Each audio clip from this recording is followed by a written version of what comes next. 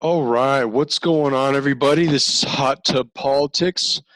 I'm not really sure where this channel is going to go. Hopefully, it's going to have a lot of good discussion, a lot of good viewpoints, and just bring everybody together. I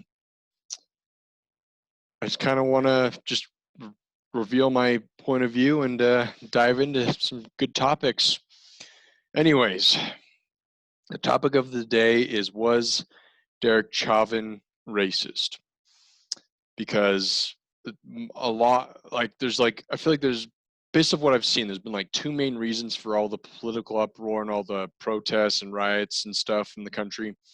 And they're about like racism in the country and like police brutality. Police brutality, I think there's a lot of improvement that could be done in police departments across the United States. I feel like a lot of them don't have enough training and don't have that enough funding. So I think there could be definitely a lot of put into that. Um, so that's something I'm all for, is making police forces better. However, all this racism stuff and doing the rioting and looting and creating Chaz and Chop, I think, is a little overboard and mainly hurts. Mainly, I think it hurts minority communities more than actually, like, it hurt. I think it hurts them most. So I just don't. I don't think people. A lot of people are handling this the right way. And I know I'm kind of late in making this video, but got to start somewhere. Anyways, so topic of the day was Derek Chauvin racist. Now, my conclusion right now is it's plausible. Like, it's plausible he was a racist man and he wanted to kill this black guy. But what I'm thinking right now and more leaning towards is that Derek Chauvin was just a bad policeman, and it's a tragedy that George Floyd got caught um, with a fake dollar bill and caught with drugs and ended up dying over this. It's a tragedy, and I think pretty much everybody agrees with that. Most people in the U.S. do not tolerate racism and all agree that this is a tragedy. So um, there's some there's some point of view for you. But anyways, if you look here, this says Derek Chauvin had 18 prior complaints against him in 19 years. And I've heard some news articles said he had 20, some said he had 19. So we'll just go with he had like one a year. And in some of these articles I've read, the policeman said that's very unusual to have that many complaints. So it seems like he's just a bad policeman. And he's already had justice put upon him. Well, he's still in court and trial and stuff and on trial, but he's going through the justice process. It's not like he's getting away clean, and his wife already divorced the man. So this guy is probably never gonna recover all the way from this incident. So I think there'll be plenty of justice for him along the way. I'm not too worried about that. And then I think this is a good reminder that there's lots of room for changes and reform in police departments around the U.S. I don't have all the answers on that. But anyways, I wanted to look into these complaints here and found a couple of names. There's not a ton of information other than the number that he had, like 18 to 20. Like you have, where's the name? Where is it?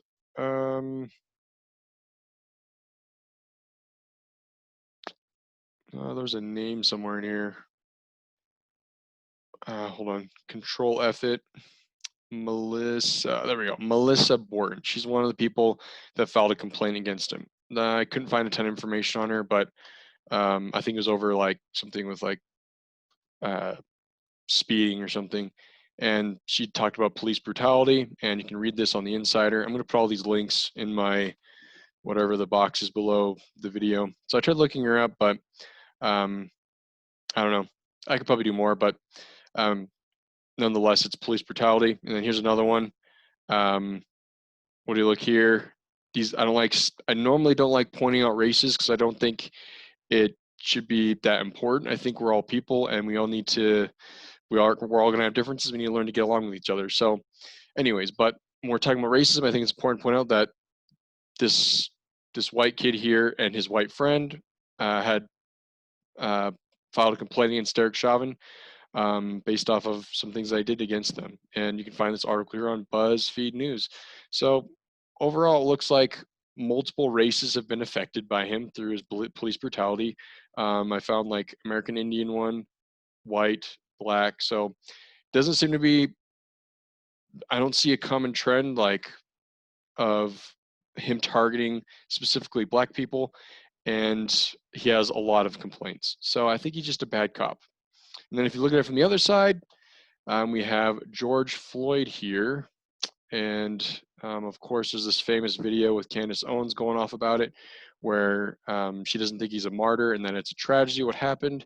But the guy wasn't the best guy either.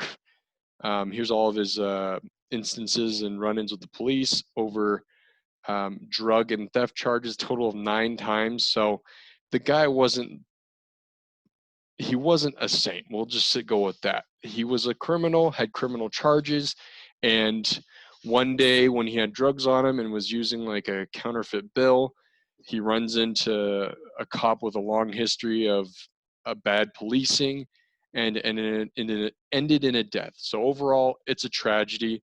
But both these guys weren't the best guys based off the records, and I don't see a ton of evidence that Derek Chauvin is a racist man.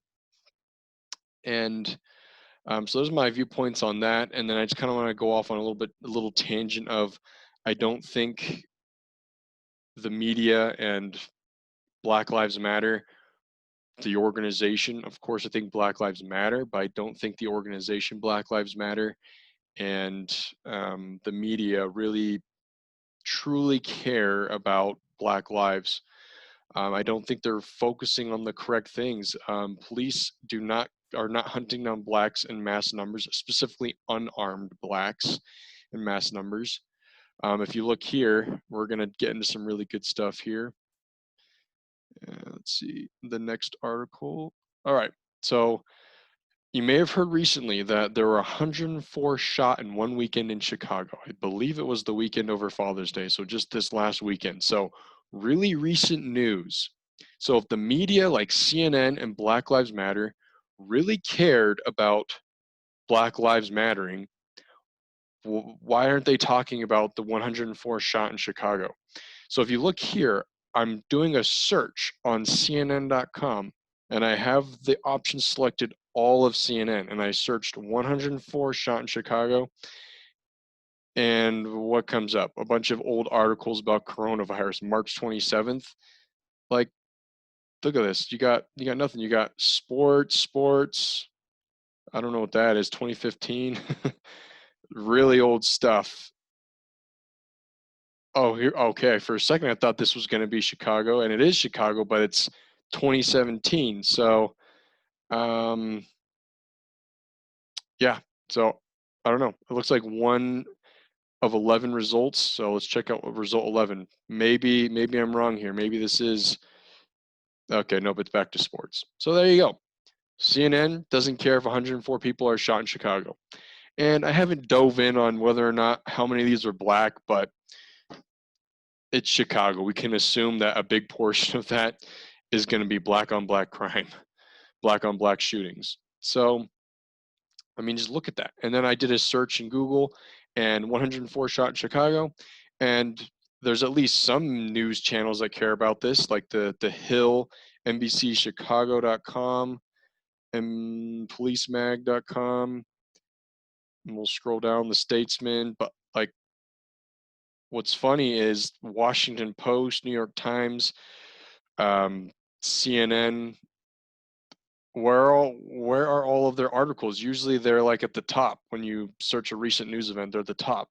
So to me, it feels like they're just trying to prove some agenda. Whenever a black man is hurt by the cops, shot by the cops, and it happens to whites too. It's a tragedy when unarmed people are shot by the cops, but we can't like make this fake reality and put across all of America that cops are hunting down unarmed blacks and stuff like that. I mean, there's definitely problems in the black community and in the white community that need help, and I don't have all the answers for that, but It's just kind of sickening when the media seems to be playing a game, forcing some kind of agenda, trying to take small instances, well, not small because like this was a tragedy, but like just like really rare instances and making a really big deal about it. This, I think, is a bigger deal than the George Floyd issue. 104 shot. That's insane.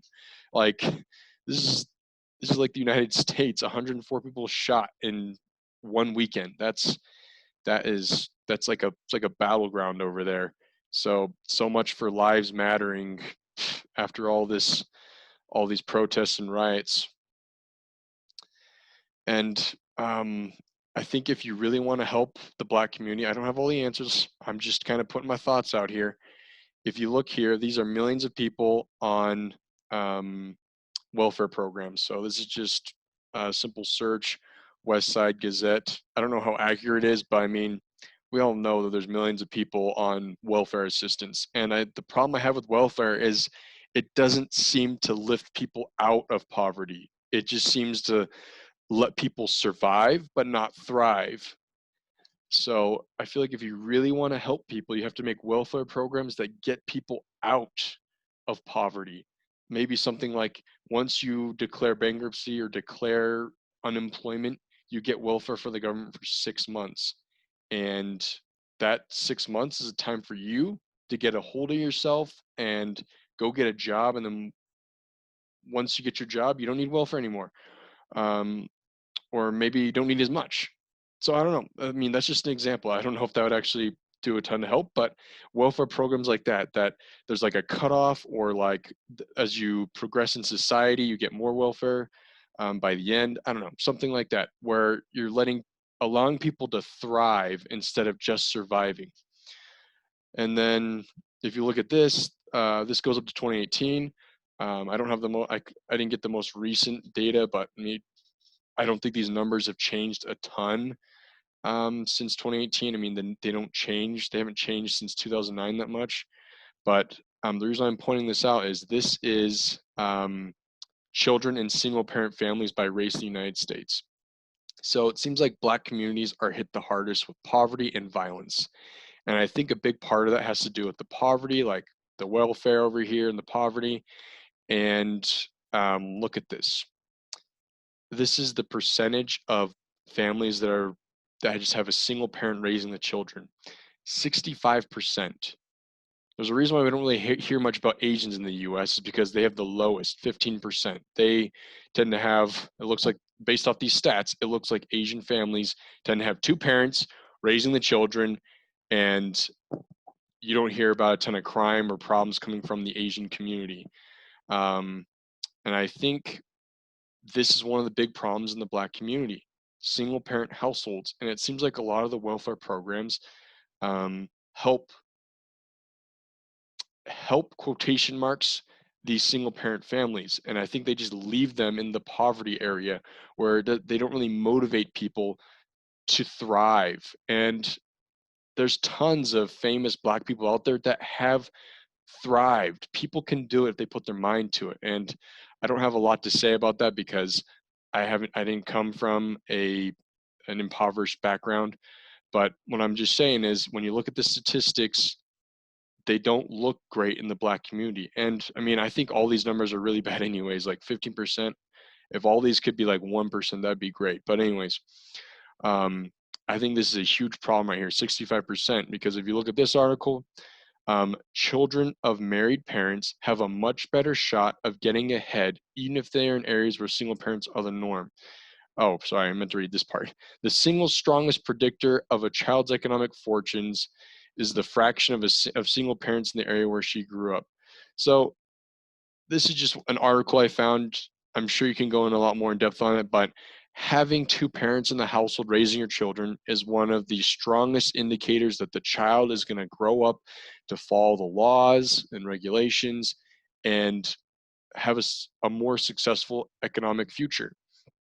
And I think if these areas that have high amounts of shootings, like Chicago, um, if we were able to get couples back together, or not incentivize single parent households, but incentivize the couples staying together. I don't know, finding some way. But once again, I don't have the answers. I'm just kind of pointing out trends that I think severely impact our communities in the United States. That's what I got for you. It was kind of all over the place, my first video, but hopefully you guys enjoyed it. I'll have all these links in the comments. Feel free to share this if you liked it, and put some comments down below. Definitely looking for a lot of feedback, because I'm currently just using Zoom. I feel like nobody uses that for YouTube videos, but sometimes you got to use what you got. All right. Thanks, everybody.